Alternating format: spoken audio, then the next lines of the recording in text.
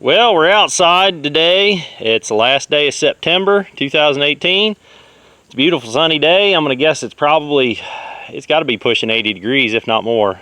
Sunshine's making it kind of hot. What I've got here is some feeders and some waters. The waters are flipped upside down for some birds. And a lot of you guys may not have much experience with pheasants. The experience that some of you have had is probably with ringnecks, but what I'm going to do is introduce you to some different kinds of birds today. The feeders, you can tell some of them are bigger than others, some of them have more food in them than others. I just brought a bunch of birds home from my dad's place, and there's one pen that's going to have 4 birds in it, one that's got 3 birds in it, one that's got 2, and 2 pens just have 1 bird in them. So I'm using these 1-gallon waters, and the reason I'm using the 1-gallon waters instead of the nipple setups in here is these birds have not been exposed to nipples. I prefer the horizontal nipples. I used to sell the heck out of them online, and then the Chinese nipples flooded the market and I got out of it. But I used to have a business selling water nipples for chickens and pheasants and stuff. So anyhow, I'm just getting ready to put these in. I've just brought these birds home. And the first pen that you're going to see here, these are called golden pheasant. This is the yellow variety.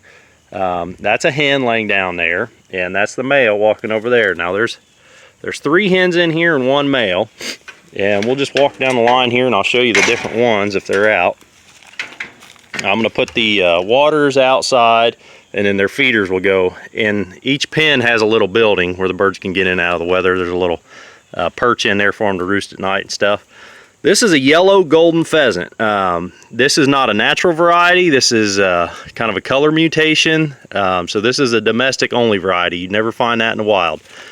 One note on pheasants, if you guys are familiar with South Dakota state bird as a ringneck pheasant, I'd like you to know that South Dakota state bird is Chinese.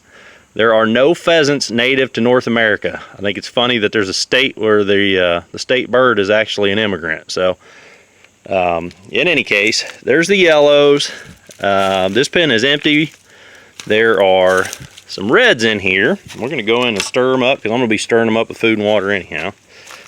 The red golden is the variety that occurs naturally. They're, I think they're from, like, I don't know, China. They're from higher altitudes. They deal with cold weather better. There's a hen, and there's a rooster. Now these red goldens are, they've got to be about the prettiest bird, one of the prettiest pheasants, one of the prettiest birds in the world.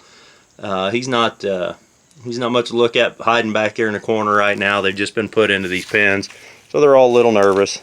He's not much to look at right now, but they are an amazingly beautiful bird. When that male displays for the female breeding season, he moves the cape that runs down the back of his head. You can see it on that yellow. He's got those orange feathers that run down the back of his head.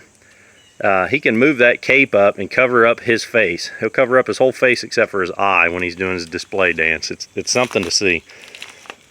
So anyhow, what do we got in this pen? I think this might be, oh, there she is right there. They blend in really well. That is an Elliot's hen.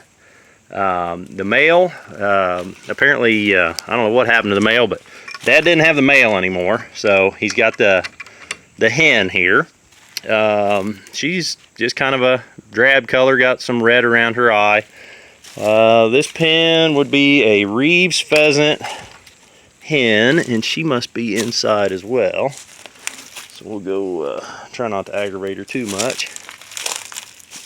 There she is. She's hiding in the straw again. They blend in so well.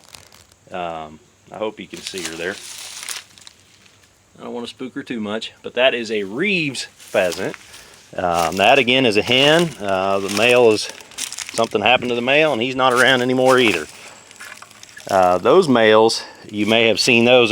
They make a popular taxidermy mount. There are feral, I don't know if you want to call it colonies or feral populations, I guess is the word, of those Reeves in Hawaii. And they're over in Great Britain as well, where they've been turned out for hunting, and the birds actually do well, and then they kind of populate, you know, similar to the ringneck pheasants in the Dakotas and stuff.